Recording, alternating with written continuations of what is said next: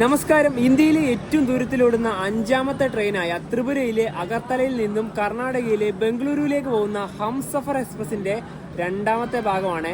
ഈ ട്രെയിനിലെ ഞങ്ങളുടെ രണ്ടാമത്തെ ദിവസം കൂടിയാണ്. ട്രെയിൻ ഇപ്പോൾ വെസ്റ്റ് ബംഗാളിലെ മാൽഡ ടൗൺ റെയിൽവേ സ്റ്റേഷനിലേക്ക് എത്തിച്ചേർന്നിരിക്കുകയാണ്. 6:40 ഇവിടെ ട്രെയിൻ എത്തേണ്ടത്. ഇപ്പൊ 7:28 കുറച്ച് ഡിലേ ആണ്.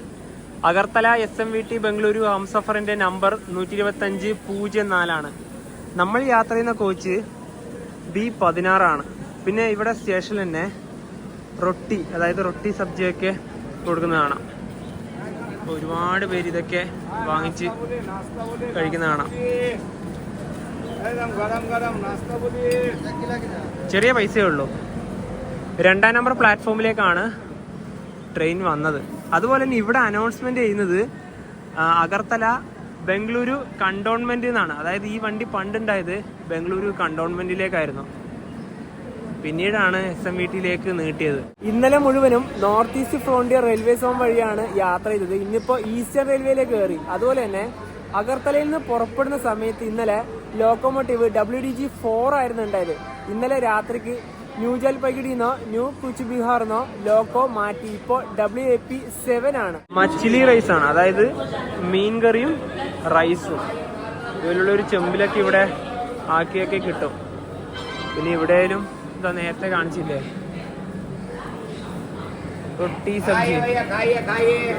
റൊട്ടി സബ്ജിയൊക്കെ. ഇതാണ് നമ്മുടെ കോച്ച് B16. ഇവിടെ 10 മിനിറ്റ് സ്റ്റോപ്പാണ്, പക്ഷെ ഇപ്പൊ തന്നെ ഒരുപാട് നേരമായി.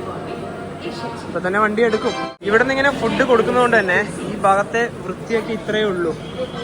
ഇത് കണ്ടോ, നമ്മുടെ കോച്ചിലേക്ക് കയറുവാണെങ്കിൽ ഈ രാവിലത്തെ ഒരു തിരക്കിങ്ങനെയാണ്. നമ്മുടെ ബർത്ത് 35ഉം 38ഉം ആണ്. ഇവിടെയാണ് ഈ 2 അപ്പർ ബർത്ത്. 7:38 ഇപ്പൊ ഇവിടുന്ന് ട്രെയിൻ എടുത്തു. ഈ ഭാഗത്തു നിന്നൊക്കെ നമ്മുടെ നാട്ടിലേക്ക് ഒരുപാട് ആൾക്കാർ വരുന്നുണ്ട്. ഞങ്ങൾ ഇവിടെ വന്നപ്പോൾ ഒരുപാട് പേര് പരിചയപ്പെട്ടിട്ടുണ്ടായിരുന്നു. അരുണോ എക്സ്പ്രസ്സിലായാലും വിവേക് എക്സ്പ്രസ്സിലായാലും ഇവിടെ വന്നിട്ട് ഈ സ്ഥലത്തിന്റെ വീഡിയോ ഒക്കെ ഞങ്ങൾ ചെയ്തതാണ്. മാൽഡ ടൗൺ.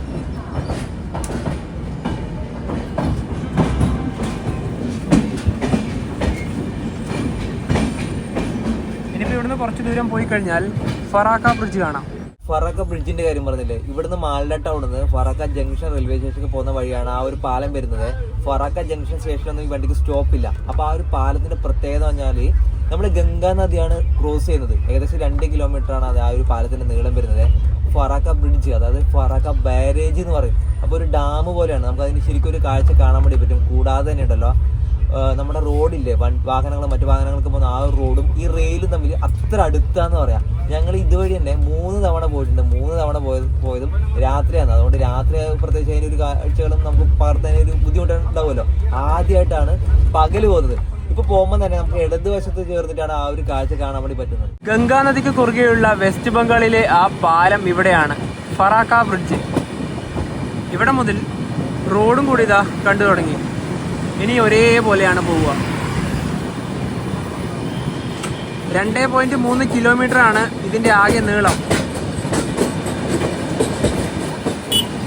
ഇതൊരു ഡാം കൂടിയാണ്, ഫറാക്ക ബാരേജ്.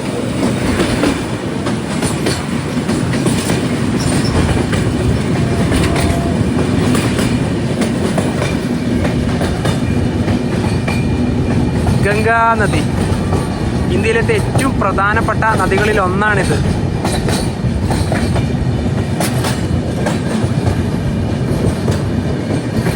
ഇന്ത്യയിലെ ഏറ്റവും വലിയ നദി. അതുപോലെ തന്നെ ഇവിടുന്ന് ബംഗ്ലാദേശ് വളരെ അടുത്താണ്.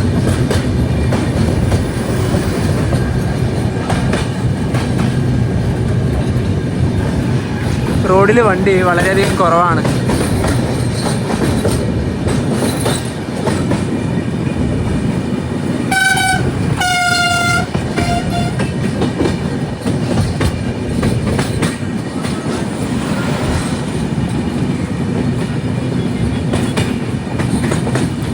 ശരിക്കും ഇതൊരു റെയിൽ കം റോഡ് ബ്രിഡ്ജ് എന്നൊക്കെ വേണമെങ്കിൽ പറയാം. കാരണം രണ്ടും അത്രയും അടുത്ത വഴിയാണല്ലോ പോകുന്നത്. രാത്രിക്ക് ഇവിടെ ലൈറ്റൊക്കെ ഇട്ട് അടിപൊളിയാണ്. ഞങ്ങൾ ഇങ്ങോട്ട് വന്ന സമയത്ത് നല്ല മഴയുണ്ടായിരുന്നു.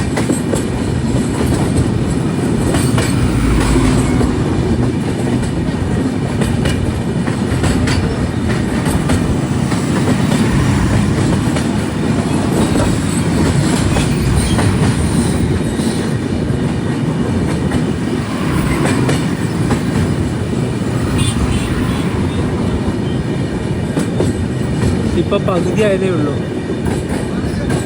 അതിലൂടെ ഒരു പാലമൊക്കെ കാണാം.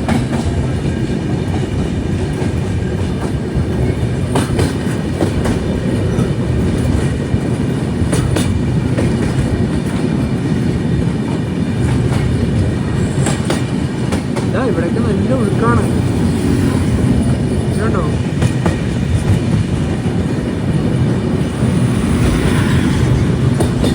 ആ ഡാമിന്റെ ഒരു ഭാഗത്തേക്ക് ഇനിയാണ് എത്തുക. അതിൻ്റെ ഒരു കാഴ്ച കാണാം.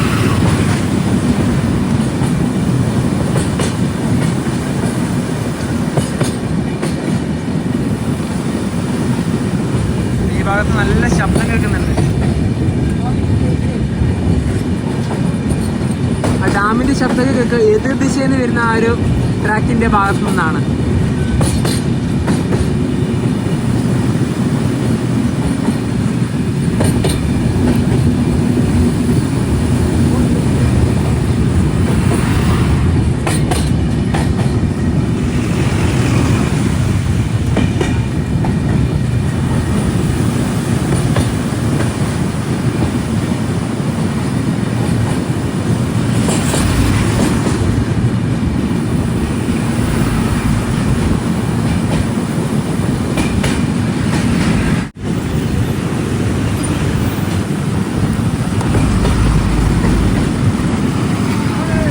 ബ്രിഡ്ജ് കഴിഞ്ഞു.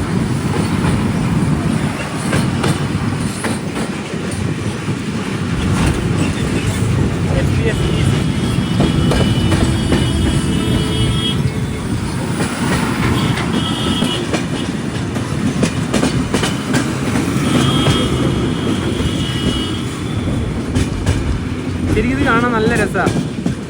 റോഡും റെയിൽ ട്രാക്കും ഒരേപോലെയാണല്ലോ.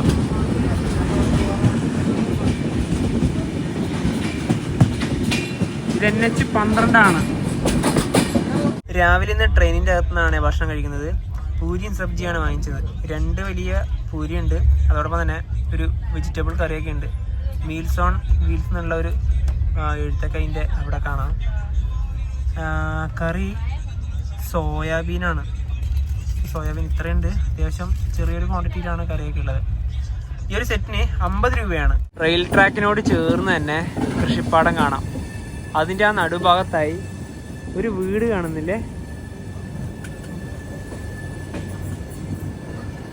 ഇതിപ്പോൾ ഈസ്റ്റേൺ റെയിൽവേ ആണ്.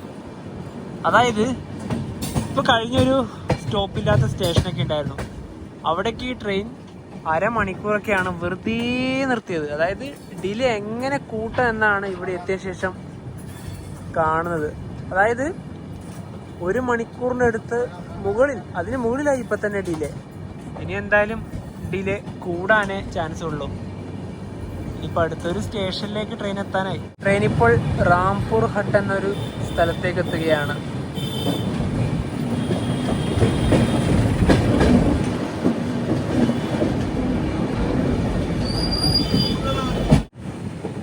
Rampur hut junction. ഇവിടെ 2 മിനിറ്റാണ് ട്രെയിൻ സ്റ്റോപ്പ് ഉള്ളത്. ഇവിടെ ഒരു ക്ഷേത്രമൊക്കെ ഉണ്ട്. അതിന്റെ പേര് താരാപീഠ് എന്നാണ്. അതുപോലെ തന്നെ നമ്മുടെ ഹംസഫർ എക്സ്പ്രസ് 9 സ്റ്റേറ്റുകളിൽ കൂടിയാണ് കടന്നു പോകുന്നത്. ത്രിപുര, ആസാം, ബംഗാള്, ബീഹാർ. ട്രെയിൻ ഒന്ന് ജാർഖണ്ഡ് വഴി കയറുന്നുണ്ട്. അവിടെ എവിടെ തന്നെ സ്റ്റോപ്പില്ല. പിന്നീട് ഒഡീഷ കയറുന്നുണ്ട്, ആന്ധ്ര, തമിഴ്നാട്, കർണാടക. ഇതൊരു തിരക്കേറിയ റെയിൽവേ സ്റ്റേഷൻ തന്നെയാണ്. വെള്ളംകുപ്പി, അതുപോലെ തന്നെ പഴം, മറ്റു ഫ്രൂട്ട്സുകൾ അതൊക്കെ കൊണ്ടുവരുന്നത് നമുക്ക് കാണാം. ട്രെയിൻ ഇപ്പോൾ 110 km/h സ്പീഡിലാണ് പോയിക്കൊണ്ടിരിക്കുന്നത്.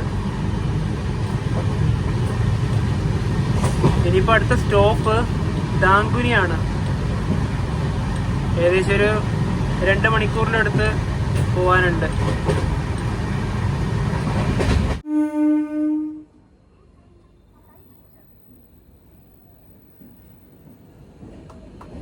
ബർദ്ധമാനിൽ ഈ ട്രെയിൻ സ്റ്റോപ്പില്ല, പക്ഷേ ഇതുവഴി നമ്മുടെ കേരളത്തിൽ നിന്ന് 2 ട്രെയിനുകൾ കടന്നു പോകുന്നുണ്ട്.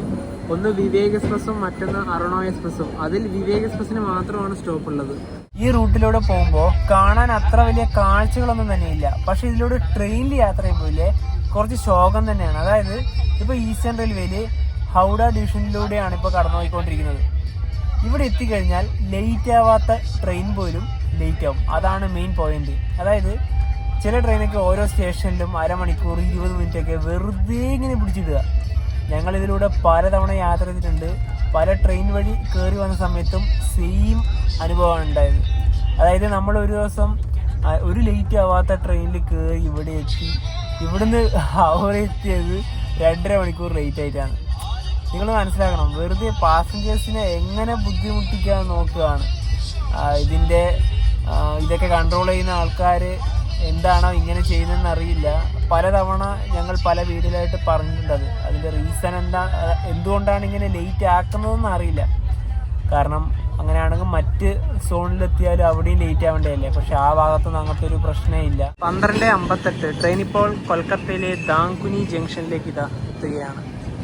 ദാങ്കുനി ജംഗ്ഷൻ ആവാൻ കാരണം ഇവിടുന്ന് കൊൽക്കത്ത ഭാഗത്തേക്ക് ഒരു ലൈൻ ഉണ്ട്, അതായത് ഹൗറ ഭാഗത്തേക്ക്. ഹൗറയിലേക്ക് ഇവിടുന്ന് 14 കിലോമീറ്ററാണ് ദൂരം വരുന്നത്.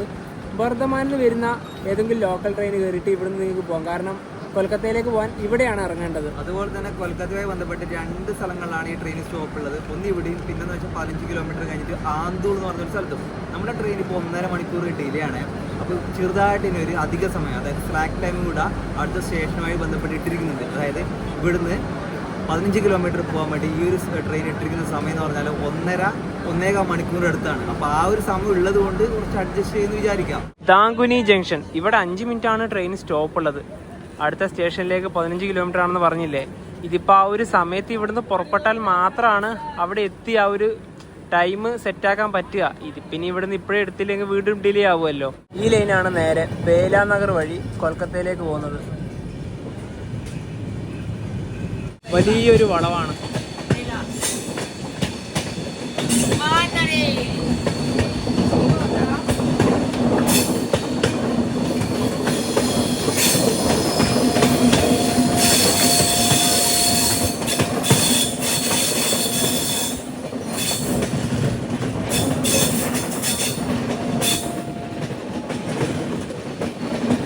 ട്രാക്കിനോട് ചേർന്ന് തന്നെ ഈ താഴെ ഭാഗത്താണ് വീടുകളൊക്കെ ഉള്ളത്. കൂടുതലും ഓടിട്ട വീടുകളാണ്.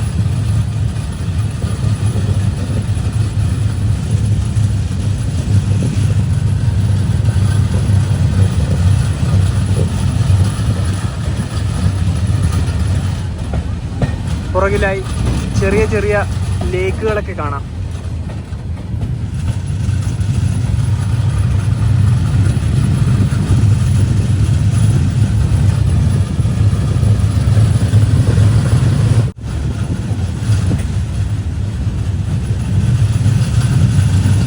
ആ ഭാഗത്തേക്കാണ് കൂടുതലും ആൾക്കാരൊക്കെ താമസിക്കുന്ന ഒരു സ്ഥലങ്ങളൊക്കെ. നേരത്തെ പറഞ്ഞില്ലേ അടുത്ത സ്റ്റേഷനിലെത്തുമ്പോൾ കുറച്ച് ഡിലേ കുറയുന്നു. എവിടെ കുറയാൻ, ഇതിങ്ങനെ ഉരുട്ടി ഇതാ ഇവിടെ ഇപ്പം നിർത്തും. ഇങ്ങനെയാണ് പോകുന്നത്. വീണ്ടും ഡിലേ ആവാനാണ് സാധ്യത. അടുത്ത സ്റ്റേഷനിലേക്ക് ഇനി 7 കിലോമീറ്ററും കൂടെ പോകാനുണ്ട്. അതിലൂടെ ഒരു റോഡൊക്കെ കാണാം.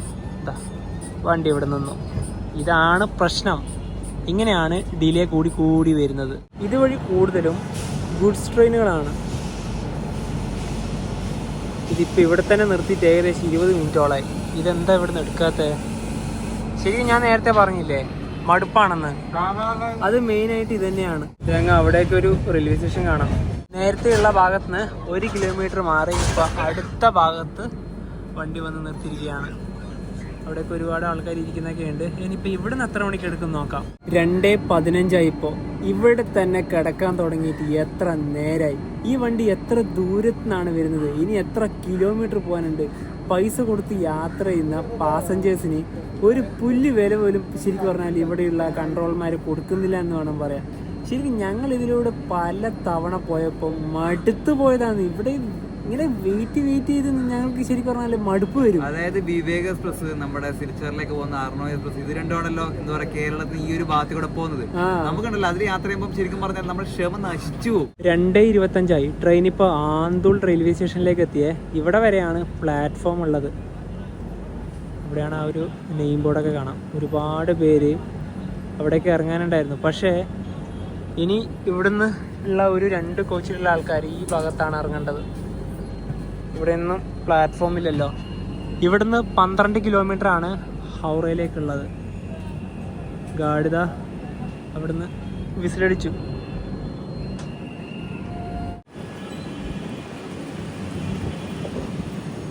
ഇനി അടുത്ത സ്റ്റോപ്പ് ഖടഗ്പൂരാണ്. 5-ാം നമ്പർ പ്ലാറ്റ്ഫോമാണിത്. ലോങ് യാത്ര പോകുമ്പം ഞങ്ങൾ ലിമിറ്റഡ് ആയിട്ട് പാൻട്രി ഫുഡൊക്കെ കഴിക്കാറുള്ളൂ. ഈ ട്രെയിനിൽ ഒരോട്ടം മാത്രമാണ് പാൻട്രി ഫുഡ് വാങ്ങിച്ചത്. അത് ഇന്ന് രാവിലെയാണ്. ഉച്ചയ്ക്ക് ഞങ്ങൾ കുറച്ച് പഴം, അതുപോലെ തന്നെ കേക്ക്, ചിപ്സൊക്കെ ഉണ്ട്. അപ്പോൾ ഇതുപോലുള്ള കാര്യങ്ങളാണ് കഴിക്കുന്നത്. ഇനിയിപ്പോൾ വൈകുന്നേരം രാത്രിക്ക് എന്തായാലും ഞങ്ങൾ ഓൺലൈൻ വഴി ഓർഡർ ചെയ്യാനാണ് ഉദ്ദേശിക്കുന്നത്. പൈസ പിരിക്കാനുള്ള ആൾക്കാർ വരുന്നുണ്ട്. എനിക്ക് തോന്നുന്നു കുറേ ആൾക്കാരുണ്ടെന്ന് തോന്നുന്നു കേട്ടോ.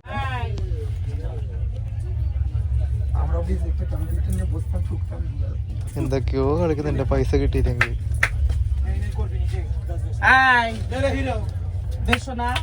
മനുവിനെ വിളിച്ചു.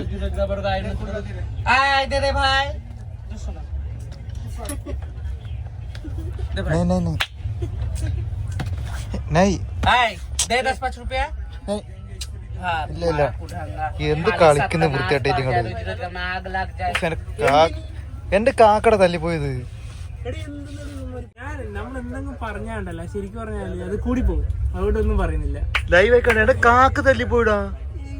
എനിക്ക് ശരിക്കും പറഞ്ഞാൽ വിളിച്ച് പറയാതെ വരും. കാരണം എന്താ പറയാ, അതിന് ന്യായീകരിക്കാൻ കുറെ ആൾക്കാർ വരും. അതുകൊണ്ട് ഞങ്ങളൊന്നും പറയുന്നില്ല. അത് ട്രെയിനിൽ കേറാത്തവര്, യാത്ര ചെയ്യാത്തവര്. ഞാൻ കഴിഞ്ഞ തവണ മറ്റേ സംഘമിത്ര എക്സ്പ്രസിൽ കയറിയ സമയത്ത് ഞാൻ കുറെ പറഞ്ഞില്ലേ, ആ സമയത്ത് പറഞ്ഞപ്പോ അതിനെ ന്യായീകരിക്കാൻ എത്ര ആൾക്കാരാണ് വന്നതെന്നറിയാം. നിങ്ങളിപ്പോൾ കണ്ടല്ലോ, ഞാനിവിടെ കിടക്കുന്നുണ്ടായത് മനു ആ ഒരു അപ്പർ ബർത്തിന് മേലെ കിടക്കുന്നത്. അപ്പോൾ ഞാനിവിടെ കിടക്കുന്ന സമയത്ത് ഇവർ വരുന്നതും പ്രതീക്ഷിച്ചൊന്നല്ല നമ്മളിങ്ങനെ ഇവിടെ ഇരിക്കുന്നത്. സമയത്ത് പൈസ ചോദിച്ചു. ഇവർ മേലേക്ക് കയറാൻ വരുന്ന സമയത്ത് സ്വാഭാവികമായിട്ട് കൊടുക്കേണ്ടെന്ന് ഒരു കാര്യമില്ല. കൊടുക്കാത്ത സമയത്തുണ്ടല്ലോ അവർ തല്ലിയത് കണ്ടില്ലേ. അപ്പം ഒന്ന് ചിന്തിച്ചു നോക്കി, എന്താണ് പറയേണ്ടതെന്ന് കിട്ടുന്നത്. അത്രമാത്രം ദ്രോഹമാണ് ചെയ്തത്. നോർത്ത് ഇന്ത്യ, നോർത്ത് ഈസ്റ്റ്, നമ്മുടെ കേരളം വിട്ടു പോയാൽ തന്നെ എല്ലാവരും യാത്രക്ക് നമ്മളെ പോലുള്ള ചെറുപ്പക്കാരായ ആൾക്കാരാണ് കൂടുതൽ ഇത് അനുഭവിക്കുന്നത്. അങ്ങനെയല്ല, ഈ ട്രാൻസ്ജെൻഡർ എന്ന് പറയുമ്പോൾ എല്ലാവരും കുറ്റം പറയാൻ പാടില്ല. കാരണം നല്ല രീതിയിൽ ജീവിക്കുന്ന ആൾക്കാരുണ്ട്. പക്ഷെ ഇതിനെ ഇതുപോലുള്ള കുളം തോണ്ടി വെക്കുന്ന ഇതുപോലുള്ള ആൾക്കാരില്ലേ, അവരാണ് ഇവരുടെ ശരിക്കും പറഞ്ഞ ശാപം. അത് ഞാൻ പറയാം. ഇപ്പൊ നമ്മള് മനുഷ്യർ എന്ന് വെച്ചാൽ ലോകത്തിൽ ഇപ്പൊ ഇവിടെ ജനിച്ചു വീണത് ആണുണ്ട്, ആണുങ്ങളുണ്ട്, പെണ്ണുങ്ങളുണ്ട്. ഇപ്പൊ ട്രാൻസ്ജെൻഡർ അത് നമ്മളൊരു ആൾക്കാർ തന്നെയാണ്. അതിനൊരിക്കലും കുറ്റം പറയാൻ പാടില്ല. ഇപ്പൊ ആണുങ്ങൾ എത്ര മോശം ആൾക്കാരുണ്ട്. ഇപ്പൊ ലഹരി ഉപയോഗിക്കുന്ന ആൾക്കാരുണ്ട്. ഇപ്പം ഇതിനിടയിൽ കഴിഞ്ഞ 2-3 ആഴ്ച മുന്നേ നമ്മുടെ വർക്കലയിൽ വെച്ച് മദ്യപിച്ചിട്ട് ഒരു കുട്ടീനെ ട്രെയിനിൽ പുറത്തേക്ക് തള്ളിയിട്ടാള്. അത് ആണുങ്ങൾ തന്നെയല്ലേ. അതൊന്നല്ലോ ഇവിടെ ചോദ്യം എന്ന് വെച്ചാല് അതിന്റെ പേരിൽ വേഷം കെട്ടി വന്നിട്ട് അതാണെന്ന രീതിയിൽ കളിക്കുന്ന ആൾക്കാരുണ്ട്. ഇവർക്ക് വേറെ ജോലി ചെയ്ത് ജീവിച്ചുകൂടെ? ഇപ്പൊ ജോലി കൊടുക്കുന്നില്ല എന്ന് കരുതിയിട്ട് ഇങ്ങനെ എന്താ പറയാ, ബാക്കിയുള്ള യാത്രക്കാരെ ഇരുന്നിട്ട് ഇനി പൈസ ഇപ്പൊ നല്ലവരുണ്ട്. ചിലപ്പോൾ കൈകൊട്ടിക്ക് വന്നിട്ട് പൈസ ഉണ്ടെങ്കിൽ പോവും, ഒന്നും പറയില്ല. ചിലവർ തെറി വിളിച്ചു, ചിലവരുണ്ടല്ലോ ഉപദ്രവിക്കും. ഞങ്ങൾ പല വീഡിയോയിലും പറഞ്ഞ സമയത്ത് നിങ്ങൾ ചുമ്മാ പറയുന്നത്. ഇന്നിപ്പോ ഞാൻ വെറുതെ എന്റെ ഫോൺ ഇങ്ങനെ ചെയ്യുന്ന സമയത്ത് ക്യാമറ ഓൺ ചെയ്ത് സംഘമിത്ര എക്സ്പ്രസിൽ യാത്ര സമയത്ത് നമ്മൾ പറയുമ്പോൾ നമ്മൾക്കിട്ട് ഇങ്ങോട്ട് ഞങ്ങൾ യാത്ര ചെയ്തിട്ട് 90% ക്യാപ്ചേഴ്സും, അതായത് ഇവര് ഞങ്ങളെ ഉപദ്രവിക്കുന്നത് ഞങ്ങൾ ഇതുവരെ എടുത്തിട്ടില്ല എന്നാണ് അതിന്റെ ഒരു വാസം. അത്രമാത്രം അവസ്ഥയാണ്. അനുഭവിച്ചത് ശരിക്കും നല്ല രീതിയിൽ അറിയാം. വല്ലാത്തൊരവസ്ഥയായി പോയി. വെസ്റ്റ് ബംഗാളിലെ ഈ ട്രെയിനിന്റെ അവസാന സ്റ്റോപ്പായ ഖടഗ്പൂർ ജംഗ്ഷനിലേക്ക് ഇതാ ട്രെയിൻ എത്തി. ഇവിടെ 4 ഭാഷകളിൽ പേരുണ്ട്. ആദ്യം ബംഗാളി, പിന്നെ ഒഡിയ, പിന്നെ ഹിന്ദി, പിന്നെ ഇംഗ്ലീഷ്. ഇവിടെ 8 മിനിറ്റ് ആണ് ട്രെയിനിൽ സ്റ്റോപ്പ് ഉള്ളത്. ഈസ്റ്റേൺ റെയിൽവേയിൽ നിന്ന് ഇപ്പോൾ സൗത്ത് ഈസ്റ്റേൺ റെയിൽവേയിലേക്ക് കയറി. ഇനിയിപ്പോൾ അടുത്തത് ഒഡീഷയിലാണ് സ്റ്റോപ്പ്. ഭദ്രക്ക് ഒരുപാട് പോകാനുണ്ട്. അവിടെ ഇതാ ഒരു കൊൽക്കത്ത ഭാഗത്തേക്കുള്ള ലോക്കൽ ട്രെയിൻ. ഇവിടെ തന്നെ ലോക്കൽ ട്രെയിൻ സർവീസ് ഉണ്ട്. ഇവിടുന്ന് ഗാർഡിൻ്റെ ചേഞ്ച് ഉണ്ട്. നമ്മുടെ ട്രെയിനിൽ ഇത്ര നേരം ഉണ്ടായിരുന്ന ആ ഒരു ഗാർഡായിരുന്നു അത്. പുതിയൊരാളിപ്പം വന്നു. ഇവിടെ പ്ലാറ്റ്ഫോമിൽ തന്നെ ഫുഡൊക്കെ വിൽക്കുന്നത് കാണാം. ഈ ഖടഗ്പൂരത്തെ റെയിൽവേ സ്റ്റേഷന്റെ പ്ലാറ്റ്ഫോമിന് ഒരു വലിയ പ്രത്യേകതയുണ്ട്. ഒരു കാലത്ത് ലോകത്തിലത്തെ ഏറ്റവും നീളമേറിയ പ്ലാറ്റ്ഫോം ഇവിടെയാണ് ഉണ്ടായത്. ഇപ്പോൾ ആദ്യത്തെ 1, 2, 3 സ്ഥാനം മാറി ഇത് 4ാമത്തെ സ്ഥാനത്തിലേക്ക് വന്നു. അതായത് 1072 മീറ്ററാണ് ഇതിന്റെ നീളം വരുന്നത്. 1, 2, 3 ഉള്ളത് നമ്മുടെ രാജ്യത്ത് തന്നെയാണ്. അത് ഇന്ത്യയിലത്തെ കണക്കല്ല കേട്ടോ, ലോകത്തിലത്തെ തന്നെയാണ്. 1ാമത് വരുന്നത് കർണാടകയിലെ ഹുബ്ബള്ളിയാണ്, 2ാമത് വരുന്നത് ഉത്തർപ്രദേശിലെ ഗോരഖ്പൂർ, 3ാമത് നമ്മുടെ കേരളത്തിലെ കൊല്ലമാണ് വരുന്നത്. അതെ, പിന്നെ നേരത്തെ കുറച്ച് ഉപദ്രവമൊക്കെ ഉണ്ടായില്ലേ, അതിൻ്റെ ഒരു ചെറിയൊരു കാര്യം കൂടെ പറയാനുണ്ട്. അതായത് ഈ ഭാഗത്തെ വരുന്ന സമയത്ത് RPF ഇല്ലേ കാര്യമായുള്ള ഒരു ഇടപെടൽ ഇല്ലാത്തത് കൊണ്ടാണ് ഇവർ ക്രമാതീതമായി വലിഞ്ഞു കയറുന്നത്. നമ്മുടെ കേരളത്തിലുണ്ടോ, കേരളത്തിൽ ആ ഒരു നിയമം വന്നില്ലേ ട്രെയിനിൽ കയറാൻ പാടില്ല എന്ന്, ആ ഒരു നിയമം കൂടി ഇവിടെ കൊണ്ടുവരണം. ഇവിടുത്തെ റെയിൽവേ അധികൃതർ തീർച്ചയായിട്ടും ഇതിനൊരു എന്തെങ്കിലും ഒരു ഓപ്ഷൻ കൊണ്ടുവന്നേ പറ്റൂ. മാത്രമല്ല മലയാളികളോട് കളിക്കാൻ ഇവർക്ക് എങ്ങനെ, അതായത് കുത്തിപ്പിടിച്ചൊരു പൈസ മേടിക്കാൻ നടക്കൂല. നമ്മുടെ അവിടുത്തെ അധികാരികൾ എന്ന് പറഞ്ഞാൽ നല്ല കാര്യക്ഷമമായിട്ട് പ്രവർത്തിക്കുന്ന ആൾക്കാരാണ്. റെയിൽവേത്തെ TT-മാരായാലും RPF ഉദ്യോഗസ്ഥന്മാരായാലും എല്ലാം നല്ല രീതിയിൽ ഉള്ളവരാണ്. അതായത് സംഭവം എന്താ അറിയാം, ഞാൻ പറയാം, ഈ പൈസ വീണ്ടും വീണ്ടും കൊടുക്കുന്നു എന്ന് കാണുന്നതുകൊണ്ടാണ് അവർ കയറുന്നത്. നമ്മൾ 1 രൂപ പോലും ഒരാൾക്കും കൊടുക്കൂല. ഈ നമ്മുടെ ബെർത്തിന് താഴെ ഇരിക്കുന്നവർക്ക് അവർക്ക് 10, 20, 30 കൊടുക്കും. അവര് വീണ്ടും അടുത്ത ട്രെയിനിലേക്ക് കയറും. അവർക്ക് അറിയാൻ കിട്ടുന്നു, അതുകൊണ്ടാണ് കയറുന്നത്. പിന്നെ വേറൊരു കാര്യമുണ്ട്, ഇതിന് ന്യായീകരിക്കുന്നത്, അതായത് സംഗമിത്രയിൽ വിഷയം ഉണ്ടാകുന്ന സമയത്ത് ന്യായീകരിച്ച് അതിലൊരു കമന്റ് വന്നതാണ്, അവർക്ക് ജോലി ഇല്ലാത്തതുകൊണ്ട് നിങ്ങളത് കൊടുത്തോ, നിങ്ങൾ അങ്ങനെയാണെന്നൊക്കെ പറഞ്ഞിട്ട് കുറെ ആൾക്കാരുണ്ട്. അറിയാത്തോടെ പറയുന്നത്, ഇവരുടെ കയ്യിൽ എല്ലാ സ്മാർട്ട് ഫോണുകളുണ്ട്, ഇവർ ഡ്രഗ് യൂസ് ചെയ്യുന്ന ആൾക്കാരുണ്ട്, എല്ലാവരുടെയും പൈസയുണ്ട്. ഇതൊരു എന്താ പറയുക, അവരുടെ ഒരു നമ്മളെ തല്ലിയിട്ട് പൈസ വാങ്ങുക, കുത്തിപ്പിടിച്ച് വാങ്ങുക, അതൊരു തൊഴിലായിട്ട് തന്നെ അവർ സ്വീകരിച്ചാണ്. ഇങ്ങനെ കൊടുക്കുന്നതുകൊണ്ട് അവർ വീണ്ടും വീണ്ടും കയറുകയും ചെയ്യും. അതുപോലെ തന്നെ ഈ ഒരു ഉപദ്രവമില്ലേ, ഇത് നമുക്ക് അനുഭവിച്ചാൽ മാത്രമേ അത് മനസ്സിലാവുള്ളൂ. ഖടഗ്പൂരിൽ ഇതാ ടോയ്ലറ്റും ഈ ഭാഗമൊക്കെ വൃത്തിയാക്കുകയാണ്.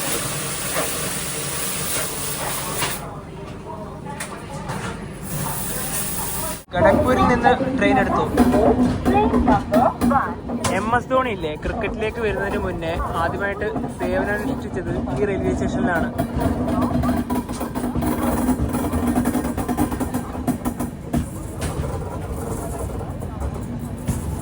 മൂന്നാം നമ്പർ പ്ലാറ്റ്ഫോമിലാണ് നമ്മുടെ ട്രെയിൻ വന്നത്.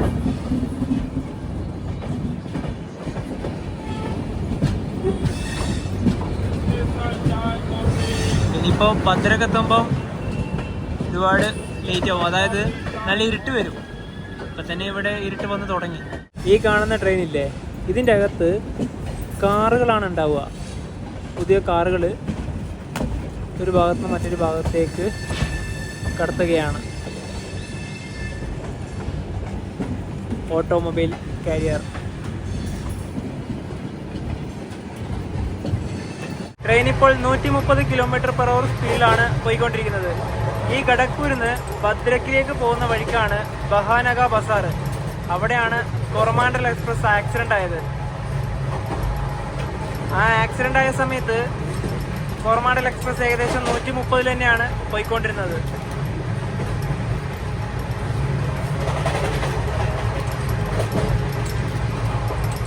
ബഹാനഗ ബസാർ വരുന്നത് ബലേശ്വർ റെയിൽവേ സ്റ്റേഷന്റെ അടുത്താണ്. ബലേശ്വറിൽ ഈ ട്രെയിൻ സ്റ്റോപ്പില്ല. ട്രെയിൻ ഇപ്പോൾ ഒഡീഷയിലെ ഭദ്രക്ക് റെയിൽവേ സ്റ്റേഷനിലേക്ക് എത്തിയിരിക്കുകയാണ്.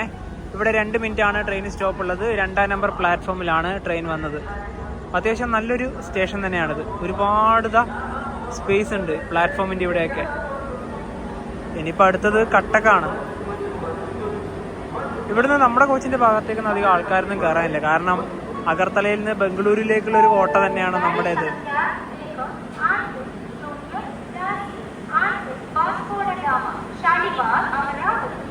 വാസ്കോഡ ഗാമ ഷാലിമാർ അമരാവതി എക്സ്പ്രസിന്റെ അനൗൺസ്മെന്റ് ആണ് ഇവിടെ. മഹാനദി കട്ടക്കിലേക്ക് എത്തുകയാണ്.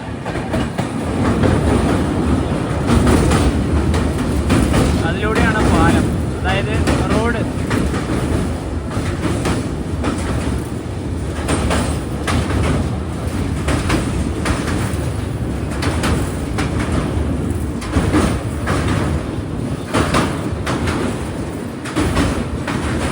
ട്രെയിൻ ഇപ്പോൾ കട്ടക്ക് റെയിൽവേ സ്റ്റേഷനിലെത്തി. ഇവിടെ 2 മിനിറ്റാണ് ട്രെയിൻ സ്റ്റോപ്പ് ഉള്ളത്. ഒഡീഷയുടെ ജുഡീഷ്യൽ ക്യാപിറ്റൽ എന്നാണ് കട്ടക്കിനെ വിശേഷിക്കുന്നത്. അതായത് ഭരണ സംവിധാനങ്ങളെല്ലാം ഉള്ളത് ഈ കട്ടക്കിലാണ്.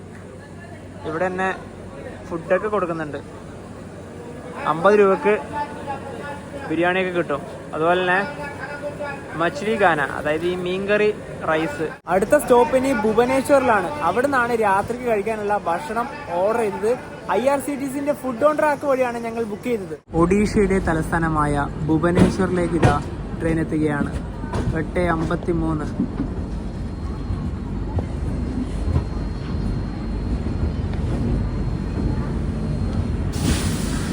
ഞങ്ങൾ ബുക്ക് ചെയ്ത ഫുഡ് ഇവിടെ നിന്നാണ് കിട്ടുക.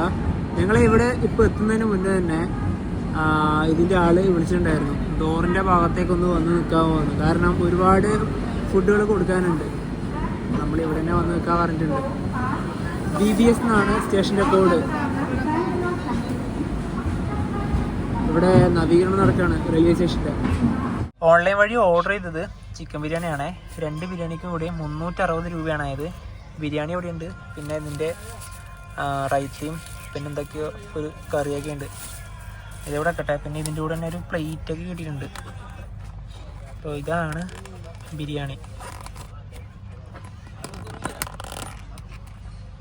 ബസുമതി റൈസാണ്. ബിരിയാണിക്ക് എരിവേ ഇല്ല. അതുപോലെ തന്നെ ചെറിയ ചെറിയ പീസുകളാണ്. ഫ്രൈ ആണേ.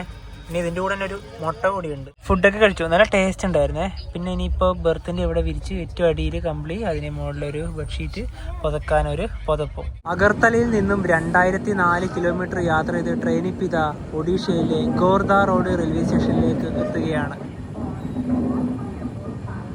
9:26 ട്രെയിൻ ഇപ്പോൾ 2 മണിക്കൂർ 15 മിനിറ്റ് ഡിലേ ആണ്. ഇത് പ്ലാറ്റ്ഫോം നമ്പർ 5 ആണ്. ഗോർദ റോഡിൽ 15 മിനിറ്റ് ആണ് ട്രെയിൻ സ്റ്റോപ്പ് ഉള്ളത്. പുരി ജഗന്നാഥ ക്ഷേത്രത്തിലേക്ക് ഇവിടെ നിന്നാണ് പോകേണ്ടത്. ഇവിടുന്ന് 44 കിലോമീറ്റർ ആണ് ദൂരമുള്ളത്. അതുകൊണ്ടാണ് ഇത് ജംഗ്ഷൻ ആയത്. ഇനി അടുത്ത സ്റ്റോപ്പ് ബ്രഹ്മപുരാണ്. അവിടെ 11:30 ആവും എത്താൻ. അതുപോലെ തന്നെ ഇന്ത്യയിലത്തെ ഏറ്റവും കൂടുതൽ ദൂരത്തിലോടുന്ന ഹംസഫർ എക്സ്പ്രസിന്റെ 2ാമത്തെ ദിവസം എന്ന് പറഞ്ഞാൽ വളരെയധികം ശോകം എന്ന് പറഞ്ഞാൽ ഓടുന്ന റൂട്ടായാലും ട്രെയിനിലത്തെ അനുഭവമായാലും എടുത്ത് റിപ്പീറ്റേഷൻ വീണ്ടും വീണ്ടും ചെയ്യുന്നില്ല. ഈ ഒരു നമ്മൾ കേരളം വിട്ടു പോകുമ്പോൾ ഇതുപോലുള്ള അവസ്ഥ എന്താ പറയുക അനുഭവങ്ങളൊക്കെ സ്വാഭാവികമായിട്ട് എന്തായാലും ഉണ്ടാവും. തീർച്ചയായും. ഇനിയിപ്പോൾ അടുത്ത ദിവസം സൗത്ത് ഇന്ത്യ വഴിയാണ് യാത്ര ചെയ്യുക. നാളെ രാത്രി എത്ര മണിക്കാണ് ഇത് ബംഗളൂരു എത്തുന്നതൊക്കെ അടുത്ത വീഡിയോയിൽ കാണാം. അപ്പോൾ ഈ ഒരു വീഡിയോയിലേക്ക് ഇഷ്ടപ്പെടുന്നതായിരിക്കും. അപ്പോൾ നമുക്ക് മറ്റു വീഡിയോ മാറ്റത്തിനോടൊന്നിരിക്കും. Bye bye.